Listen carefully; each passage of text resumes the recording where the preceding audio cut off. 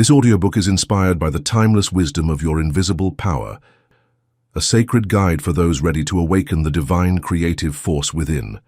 It teaches that your thoughts are not merely passing shadows, but living seeds, and that through the quiet art of visualization, you can shape the world around you as the universe once shaped the stars. Here you will discover how to align your mind with infinite intelligence, how to ask with faith, how to receive with reverence, and how to call into form the life your soul has always known was possible. May this journey be a lantern in your hands, illuminating the path toward your deepest desires, and reminding you that what you seek is already waiting to become real through you. Your mind, the sacred instrument of divine creation. Introduction. You are not here by accident. You did not stumble into this moment, nor did you arrive at this page by the careless hand of fate. Something deeper has brought you here. A question, a hunger, a quiet voice within that has whispered again and again, "There must be more." And indeed there is. More life, more beauty, more power than you have dared to believe. You have been taught to seek outside, in books, in teachers, in systems, in the rising and falling tides of the world. But what if I told you that the very thing you've been searching for has always been within you? That your mind, yes, your mind, is not just a tool for thinking, remembering, or analyzing. It is a sacred instrument, handcrafted by the infinite, through which the universe expresses, creates, and evolves. Your mind is not separate from God. It is how God sees, how God moves, how God brings forth something new through you. Pause now. Let that truth sink in. You are not small. You are not ordinary. You are not here to survive.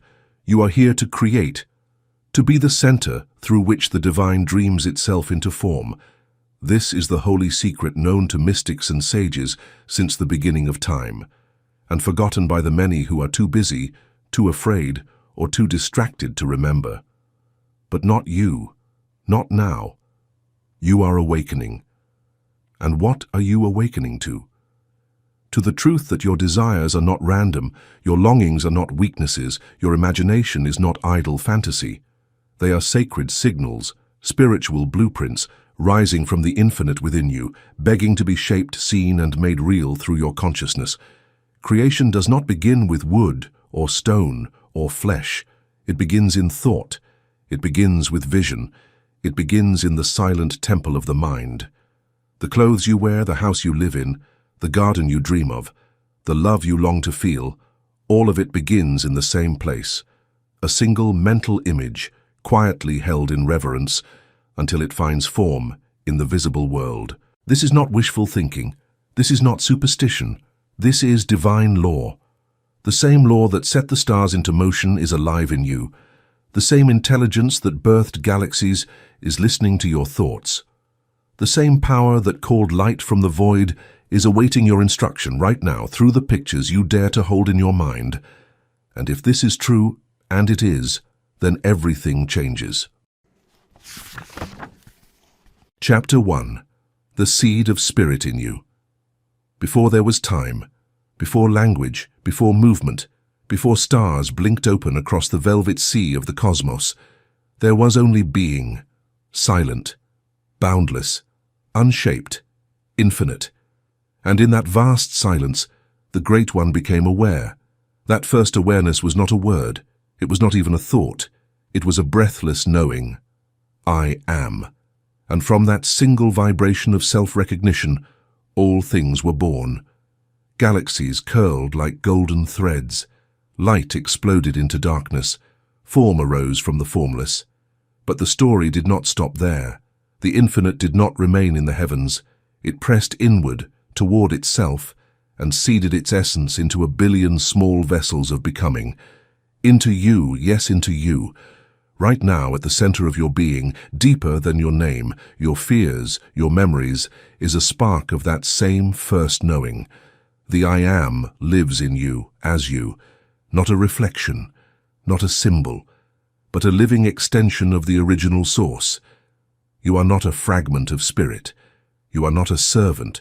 You are not a subject of some distant cosmic king. You are a center of divine operation. You are the place where infinite intelligence becomes aware of itself in a new way. The ancients called it the divine spark. Mystics called it the inner flame. Christ called it the kingdom within. And modern minds may call it consciousness, life force, or the higher self. But the name is not important. What matters is this: there is a presence within you, quiet, radiant, eternal, that is not shaped by your past, not threatened by your present, and not limited by your understanding. It is the part of you that never began and never ends. It waits for your attention, like a seed waits for water. And when you turn your gaze inward, when you begin to remember, when you speak not to the world but to the depth inside you, something ancient begins to stir. You are not a lifeless branch. You are not an orphaned mind, cut off from the root of reality. You are the God germ, awakening. You are the root of spirit, rising through the soil of matter. And every desire you have is proof that life is trying to blossom through you. Did you think your longing was a flaw? Did you think your dreams were childish or too large? Did you think your visions of more beauty, more freedom, more peace, were fantasies? No, they are the language of the seed, the whisper of the infinite in the dialect of becoming. You must understand, desire is not a weakness. It is the holy signal that spirit is ready to unfold a new aspect of itself through your uniqueness, your voice, your shape, your life. When the rosebud begins to swell, we do not accuse it of greed. When the acorn pushes its roots into the earth, we do not scold it for ambition. When the child reaches toward the stars, we do not call it arrogance. We call it growth. We call it life. So it is with you. The power that formed the galaxies did not stop at Saturn's rings or the edge of the Milky Way. It pressed onward, into you, so that it could discover itself again. But here's the mystery.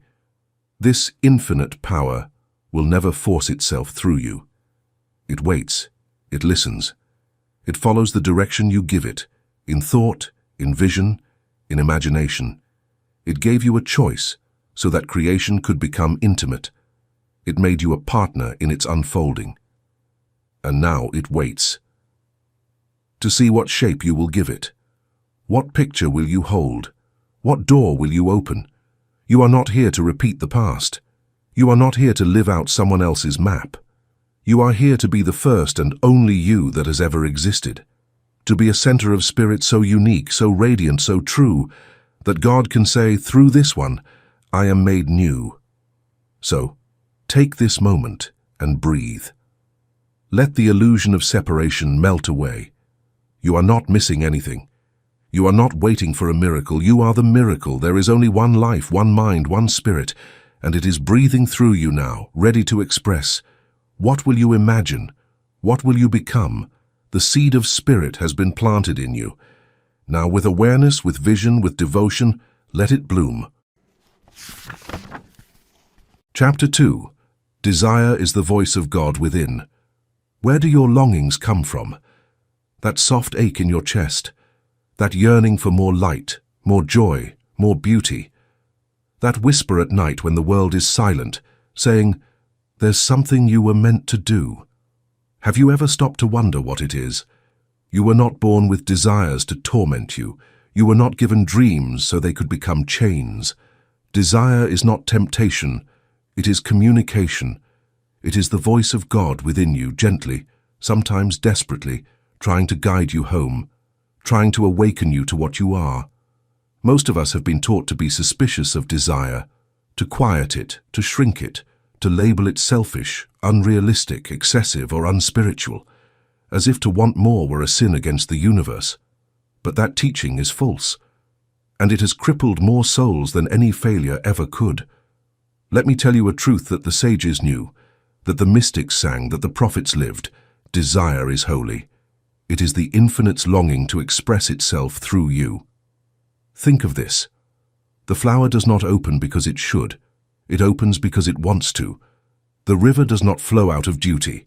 It flows because it must, because it is movement. So too your desire is not a defect. It is your nature seeking to reveal itself. And if your nature is divine, and it is, then your desires are divine signals, not random, not careless, not indulgent. They are sacred instructions, meant to be followed with reverence. Even your smallest wish, for warmth, for beauty, for peace, is the infinite leaning toward creation. You must begin to trust that. You must stop silencing the voice inside you that says, I want to paint, I want to sing, I want to love without fear, I want to live by the ocean, I want to be free. Because those are not just preferences, they are spiritual seeds. And the more you listen to them, honor them, and cradle them in the silence of your soul, the more quickly they take root and grow. Now, hear this. There is a difference between desire and desperation. Desire whispers with love. Desperation screams with fear. True desire does not grasp. It opens. It draws. It magnetizes. You don't have to chase what's already yours by divine right. You simply have to accept it inwardly, fully, faithfully, and hold it like a mother holds the child yet to be born.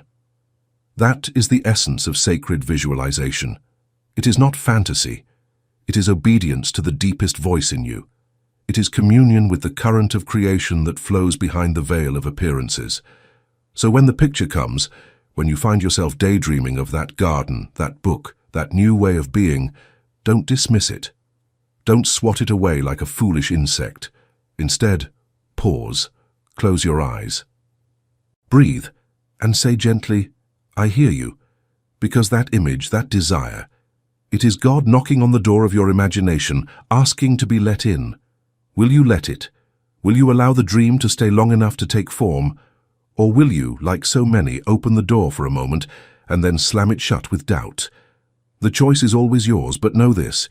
Every time you say yes to a pure desire, not to lust or fear, but to the sacred call for more life, you are saying yes to God in motion.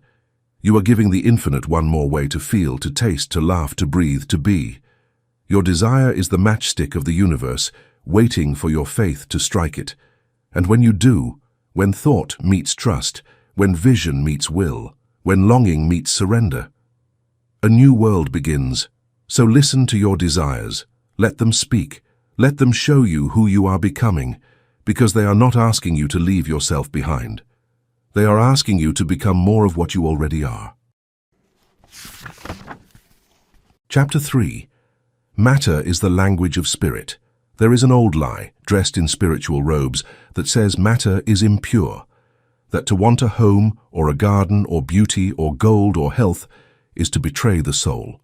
That form is distraction, that flesh is illusion. That to be spiritual one must escape the physical. But I tell you now, with every breath of reverence in my being, matter is not the enemy of spirit. It is its companion, its echo, its faithful servant. Spirit is not afraid of form. It longs for it. Just as a song longs to be heard, just as a thought longs to be spoken, just as love longs to be touched, spirit longs to be made visible. Form is not a mistake. It is a mirror. It is the language through which spirit recognizes itself. Look around you. The tree outside your window, that is spirit, structured. The cup in your hand, that is spirit, shaped. The room you sit in, the clothes on your body, the sound of my voice in your ear, all of it is spirit, made tangible. So why then would your own desires for form, a peaceful home, a warm meal, a safe place to create, be anything less than sacred? Why would the infinite give you a body, place you in a world of material beauty, and then shame you for wanting to experience it? It would not. It does not. The separation between the material and the divine exists only in our fearful thinking, not in reality. In truth, the two are partners in expression. Spirit is the breath, matter is the word. Spirit is the seed, matter is the bloom. Spirit is the dream, matter is the body it wears. Together they dance, and you are the floor beneath their feet. You are the center through which the unseen becomes seen. This is why visualization works. Not because you are bending matter to your will, but because you are allowing spirit to wear form through your mental picture. When you visualize, truly reverently with faith, you are not playing a game. You are not daydreaming. You are performing a sacred act of creation. You are speaking to the infinite in its native tongue, image. You are showing it, this is how I wish to know you today, in this form, in this joy, in this tangible shape of grace. And it responds, not sometimes, not maybe, always. Because the law is perfect. The law is impartial. The law is obedient. It does not judge what you ask for. It only seeks to fulfill the shape you give it. Just as clay takes the form of the potter's hands, the infinite takes the form of your inner image. This is the truth the world has forgotten, and this forgetting has created suffering. Not because we are punished for our desires, but because we have abandoned the practice of honoring them. We have stopped believing in the sacred power of inner pictures. And so form loses its meaning, matter becomes heavy, and spirit weeps behind the veil, waiting to be invited again. But you are remembering now. You are returning to the altar within. And on that altar you are placing the only true offering, a vision held in faith, a picture formed in light, a structure shaped in love, an image glowing with trust that says, I know what you are, and I give you shape through me. This is the secret the mystics held close. This is the truth that changes everything.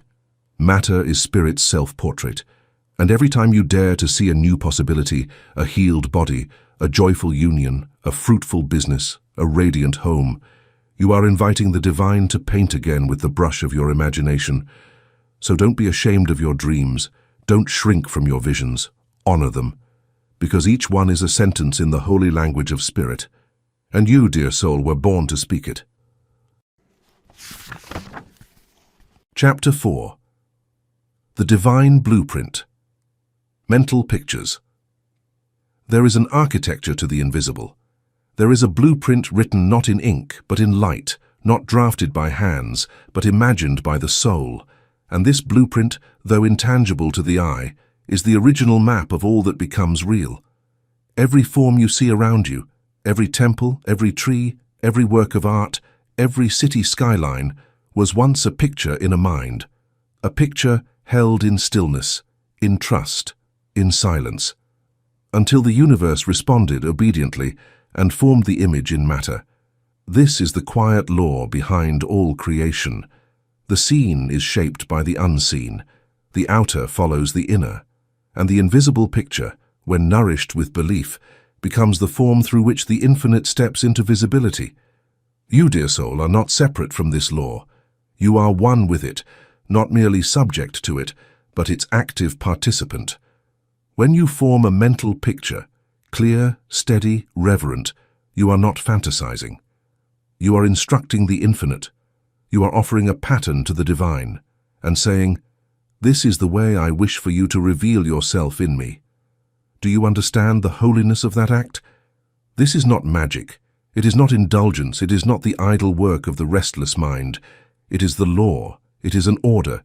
It is the same law that orchestrates the birth of stars and the bloom of petals, and it begins, always, in thought. The clearer the image you hold, the more faithful the material world becomes in reflecting it. Your mental picture is a divine instruction wrapped in intention. It is the soul's sketch, the spirit's blueprint, the living plan of what is yet to come. But you must hold it, and hold it well. For spirit is exact, yes, but it is also impressionable. It will follow the outline you give it, but only if that outline is stable, certain, undivided.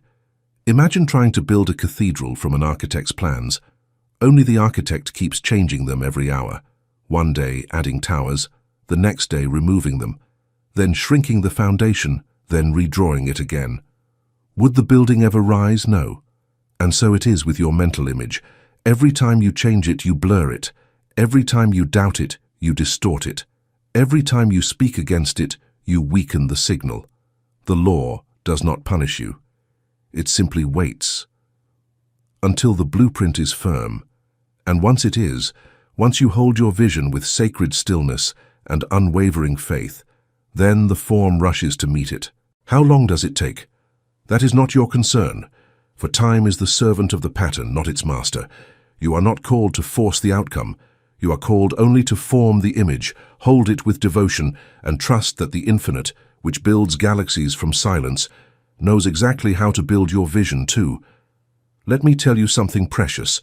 The moment you dare to hold a clear picture in your mind, the universe begins to rearrange itself, subtly, quietly, invisibly. Path form. People appear. Ideas rise like dew, and circumstances shift to support the image you carry. This is not always dramatic. It is often gentle, like a breeze that moves the curtains without touching the window. But make no mistake, once the mental picture is formed with conviction, creation begins. And now I ask you, what is the picture you hold? Do you see yourself whole, joyful, and free? Do you walk through your home in your mind and feel the floors beneath your imagined feet? Do you feel the weight of peace in your chest as if it were already yours? Or are your pictures muddy, flickering, interrupted by fear? If so, do not condemn yourself. Simply begin again. Return to the drawing board of the soul. Sit in the silence and ask, what image would bring the divine the greatest joy to express through me? And when it comes, in a flash, in a feeling, in a sudden breath of knowing, honor it, make it vivid, give it detail, infuse it with gratitude, as if it were already done. Walk through it in your imagination, see it, feel it, bless it, love it, and above all, hold it close. Because your mental picture is not only a vision, it is a vessel, and the infinite is already pouring itself into it. Chapter 5. The Law Always Responds. There is a law older than the stars, more faithful than the rising sun, more intimate than the breath in your lungs. A law that listens when no one else does, a law that moves when you speak in silence, a law that never slumbers, never fails, and never forgets. It is not man-made, it is not cultural, it does not belong to religion or science or philosophy, it belongs to the infinite itself. And that law is this: the inner governs the outer. What you hold in mind is echoed in form. Spirit always responds to its own image in you. You do not need to hope that the universe is listening. You only need to realize that it cannot stop listening, because it is not outside of you. It is you. It is your deepest self, wrapped in light, pressed into thought, shaped by the blueprints of your imagination. And the moment you give it a clear instruction, not through frantic words, but through quiet conviction, it obeys, always, not because it is emotional or sentimental or partial, but because it is law, as exact as gravity, as impartial as mathematics, as reliable as breath. So let us remove the superstition. Let us rise above the fear. Let us forget the childish idea that life plays favorites. It does not. It reflects. That is all. You hold a vision, and life becomes it. You hold a fear, and life forms around it. You imagine lack, and lack finds you. You imagine abundance, and doors you never saw before swing open. It is not luck. It is not coincidence. It is not some cosmic roll of the dice. It is response, and response is inevitable. Now you may ask, if this is true, why do my pictures not always manifest? Ah, dear soul, the answer is simple and tender. It is not the law that fails. It is our own faith that flickers. It is our own images that dissolve before they can take root. We form a picture and then undo it with doubt. We speak of abundance and then whisper scarcity in our hearts. We pray for healing and then rehearse the sickness in our minds. And yet the law does not judge. It gives you what you most believe, not what you beg for, not what you cry for, but what you expect, because expectation is faith wearing clothes. So if you want a new life, begin not with action, but with belief. Begin not with effort, but with vision held in certainty. You are not casting wishes into a blind sky. You are programming the matrix of your reality with every picture, every conviction, every sustained emotion. This is not pressure, this is freedom, because it means you are never a victim again. You are not at the mercy of moods, markets, or men. You are not waiting for permission. You are the center from which all else flows. And when your vision is clear, your feeling is steady, and your belief is undivided, then the response is inevitable. Now listen closely. You do not need to force the result. You only need to hold the image, quietly, consistently, reverently, and let the Lord do its perfect work. The infinite absorbs your concept and transforms it into form, just as the earth receives the seed and produces the harvest on schedule. You do not scream at the seed to grow. You do not shake the soil in panic. You simply plant, water, trust, and prepare to reap. The same is true here. The law always responds, not to worry, not to pleading, but to the clarity and constancy of your inner picture. So dare to believe again. Dare to see what you truly want and hold that image as if it were already breathing in your hands, because in truth, it already is. In the realm of spirit, it is done. You are simply allowing time to catch up with eternity, and while it unfolds, walk with confidence. Speak as one who already owns the blessing. Think as one who already holds the result.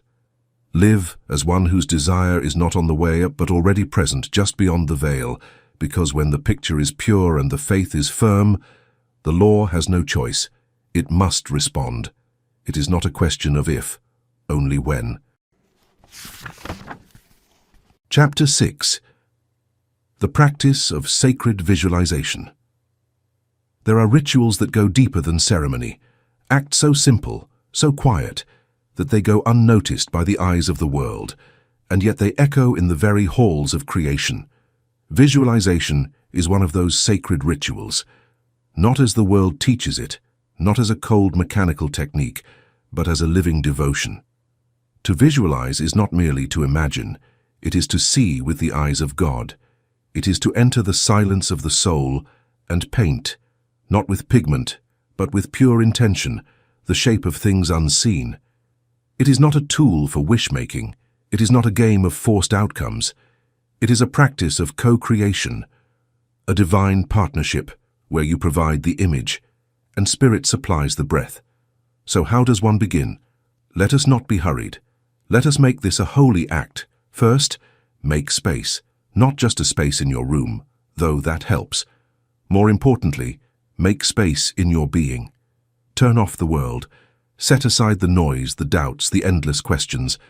Let the clamor fall away like leaves from a weary tree. Sit, breathe, come home to your center. This moment is not for performance, it is for presence. Now close your eyes, not to escape the world but to see it more clearly. To see not what is but what wants to be, what already is, in the womb of the invisible. And here, within this sacred stillness, begin to form the image. Don't rush. Let it rise gently as mist over quiet water. Do you desire a home? See its walls. Feel its warmth. Walk through its doors with your bare feet and feel the floor welcome you. Do you desire health? See yourself radiant, standing tall, your body alive with light. Feel the strength in your limbs. Breathe the peace in your lungs. Do you desire love? See the presence of that sacred union. Feel the ease in your heart. Hear the laughter. Taste the joy. Let it live. Not as a wish, but as a knowing. Let your image be vivid, textured, alive. See the light through the windows. Smell the air. Touch the fabric of your new world. Let your senses drink from the well of the invisible until your heart no longer hopes for it, but claims it. This is not fantasy. This is preparation. You are rehearsing the inevitable. You are becoming the host for what has already been created in spirit.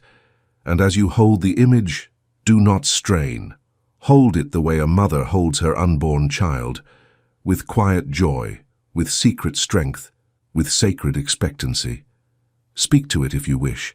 Bless it. Give thanks for it. Wrap it in gratitude as if it were already in your hands. And then, when the picture is formed, when it breathes with its own quiet life, release it into the law, not to forget it, but to trust it. You have done your part.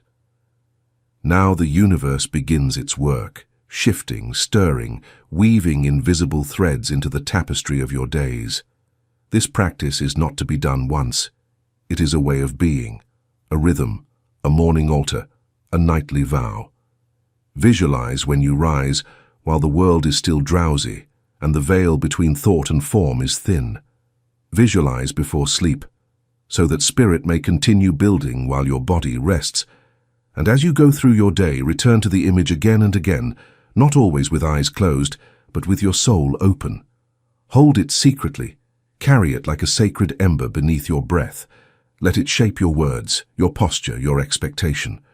Because the one who holds the image with reverent joy, even when nothing yet appears in form, is the one who commands the substance of reality. This is not control. This is not effort. This is alignment. This is harmony. This is love in its most creative form. To visualize is to remember your true power, not as a beggar, but as a vessel of the infinite. So begin, right now, this very day. Step into the sanctuary of your inner world. Close the door, light the lamp, and give shape to the unseen, because spirit is always ready. It waits, not for perfection, but for a picture. And once you offer it, with clarity, with faith, with love, it cannot help but take form. Chapter 7. The Power of Keeping the Vision Sacred. Some things grow only in silence. The deepest roots do not pierce the earth with noise. The embryo does not shout its becoming. The flower does not trumpet its blooming to the wind, and neither should you. The vision you carry is not a trophy. It is not a declaration to the world. It is a sacred fire.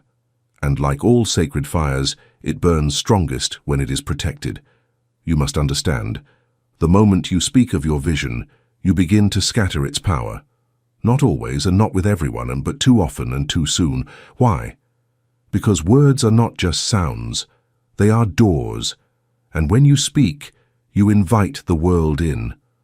The world, with its doubts, its opinions, its noise, its sideways glances and casual disbelief. And like cold wind to a candle, these things can dim what is still forming. A vision is most vulnerable in its early stages, when it is just a whisper in the soul, a delicate picture in the garden of your inner world. It must be shielded, not hidden in fear, but protected in reverence. There is a holy law. What is held in quiet grows in strength. It is not shame that makes the mystic silent. It is wisdom. There is a kind of power that comes not from shouting your intentions, but from guarding them like a sacred flame, tending, feeding, honoring, but never exposing them to winds too harsh to understand. You see, every vision is like a seed, and every seed contains an entire world, a tree, a garden, 1,000 blossoms yet unseen. But no farmer would plant a seed and then go digging it up every day to show it to passers-by. He does not say, "Look at this seed. Do you think it will work? Do you believe in it?" No. He plants it. He covers it. And he trusts the invisible to do its work beneath the soil. So it is with your dreams. Once you have visualized, once you have painted the image upon the canvas of the invisible, once you have breathed belief into that image with love, close the door, whisper a blessing over it, smile to yourself, and say nothing. This is not superstition. This is alignment with a law as ancient as creation itself. Let your energy stay focused. Let your faith deepen in stillness. Let your vision root itself fully in the unseen. Every time you talk about it prematurely, you risk inviting energy that dilutes it, others' doubts, your own second-guessing, the subtle shift from knowing to convincing. But when it remains between you and the infinite, there is no need to prove, no need to defend. Only a steady trust in the divine rhythm is already at work. This is why the old mystics spoke in symbols, why sacred knowledge was whispered, not broadcast. Because when something is precious, you do not put it on display before it is ready. You hide it in the holy until the time is right. And oh, what strength this gives. When you speak less of your vision, you feel it more. When you protect your picture, it gains density. When you keep your silence, your magnetism grows. You walk not with boastfulness, but with quiet power. Not seeking approval, but radiating certainty. Not declaring your dream, but becoming the very vibration of it. Let others wonder. Let them guess. Let the vision bloom in you first, so fully, so clearly, that when it arrives, in form, in time, no one is surprised but you, and even then not surprised, but grateful, because you know it did not come by accident. It came because you listened. It came because you dared to see. It came because you guarded it in sacred silence until it could walk in the light. So guard your vision, not out of fear, but out of love, because it is holy, and so are you. Chapter 8. When the picture fades, doubt, delay, and divine timing. There comes a moment in every soul's journey when the vision dims, when the clarity you once held so vividly becomes soft at the edges, like a dream fading in the morning light, when time moves slower than you hoped, when silence stretches longer than you expected, and you begin to wonder, did I imagine it? Did I ask for too much? Has Spirit forgotten me? No, beloved, no. The vision has not disappeared. It is not lost, it is not denied. It is simply underground, growing in the darkness, gathering strength beneath the surface where your eyes cannot see. Do not mistake silence for absence. Do not confuse stillness for stagnation. The infinite is never still. It is always becoming. Just as the seed must root before it sprouts, just as the child must grow in the womb before it cries in the light, just as the stars must burn quietly before they pierce the night sky, so must your vision take its time, because creation is not a performance. It is a process. It is not a trick of time. It is a rhythm of alignment. And sometimes that rhythm slows so that you may catch up to what you've asked for, so that your inner world may rise to meet the blessing, so that your belief becomes strong enough to sustain what is coming. You see, delay is not denial. It is preparation. It is the infinite wrapping your gift in invisible hands, testing its edges, adjusting its timing, aligning every element so that when it arrives complete. And during this waiting, something else is happening, something more subtle, more sacred, more powerful than you may know. Your faith is being stretched, not broken, not punished, but stretched like wings that have never known their reach. And in that stretch, you are growing, you are expanding, you are becoming the kind of person who no longer hopes for the blessing, but matches it, because the universe does not simply give you what you ask for, it gives you what you're ready to hold. So when the picture fades, when doubt creeps in like fog on a quiet morning, return, not to the question but to the knowing. Remember the light you once saw, the image that ignited something eternal in your heart, the whisper that stirred in your spirit when all was still. Return to it, revisit it, refold it like a sacred letter, and carry it close to your chest. And above all, do not change it. Do not rewrite the image to fit your impatience. Do not shrink it to fit your timeline.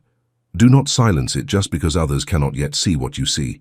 Instead, hold it more gently, more faithfully, more fiercely, because the strength of your vision is not tested in its birth, but in its gestation. In the seasons when nothing seems to move, when the soil looks barren, when the phone stays quiet, when the door remains closed, that is when your faith becomes sacred fire. That is when your inner alignment whispers louder than circumstance. That is when the divine sees that you are no longer visualizing with fear, but creating with certainty. This is the essence of divine timing. It is not bound by your clock. It is not trapped in linear days or calendar months. It is sculpting something eternal, not something convenient.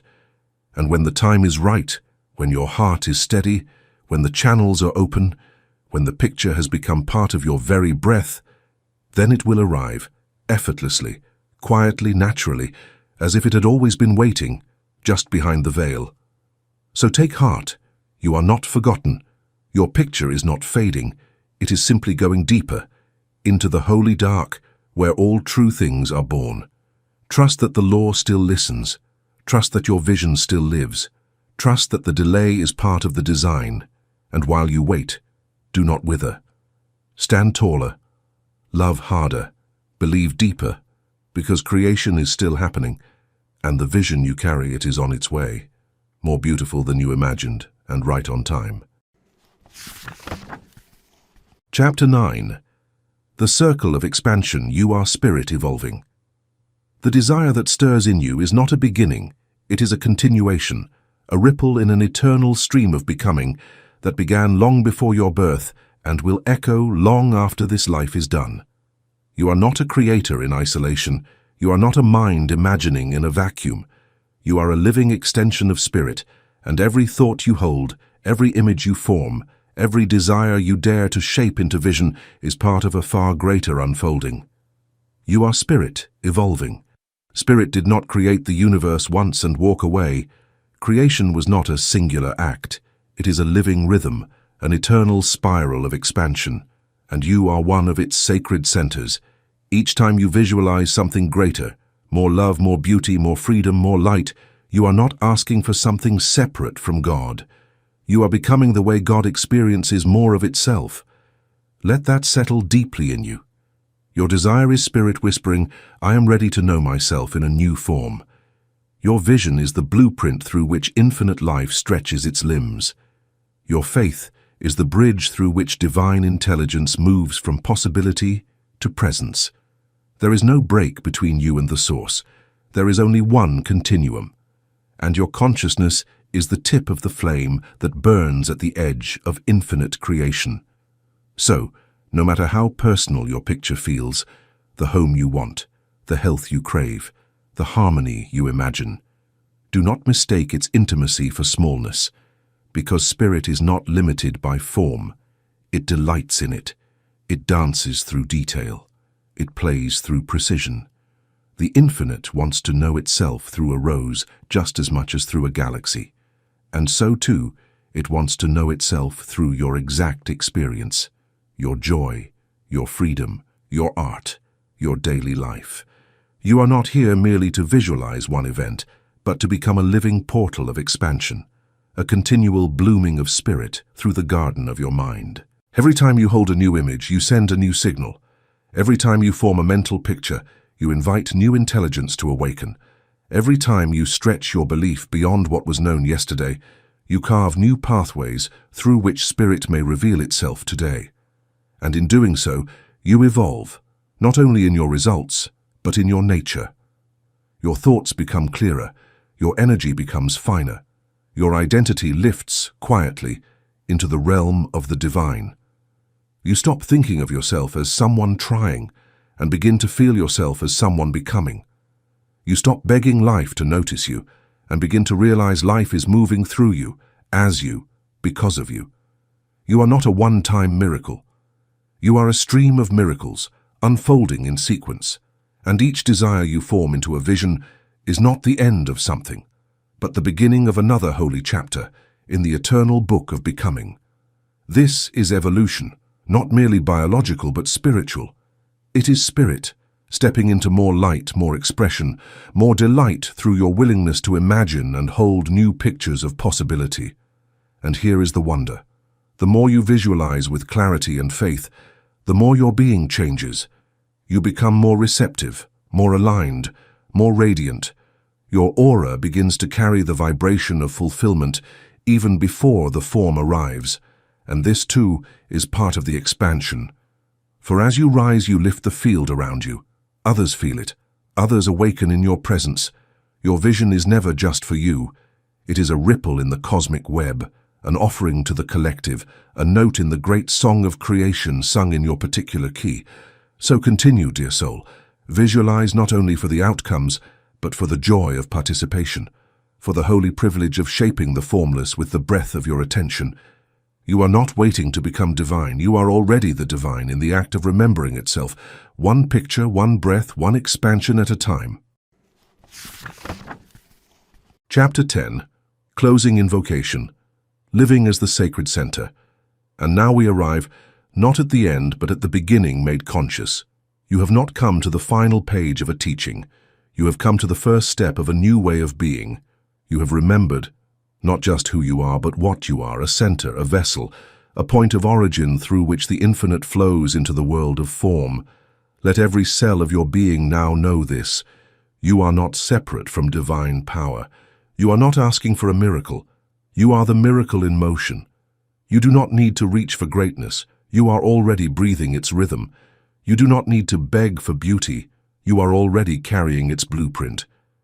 And so we invoke now not a conclusion but a commitment, a soft, silent vow made between you and the infinite in the secret language only the heart understands. Take a breath. Let it deepen. Let it settle into the belly of your being like a stone dropped into still waters. And now from that center, speak not with lips, but with your soul. My mind is a center of divine operation, and the divine operation is always for expansion, for fuller expression, for radiant becoming. It seeks through me to produce something new, something not yet seen, but already known in the heart of the infinite. Let this truth burn softly in you. You are not a random flicker of existence. You are not the result of chance. You are a divine project, a living experiment of love unfolding itself in form, and from this moment forward, your thoughts are not casual. They are sacred blueprints. Your mental pictures are not passive.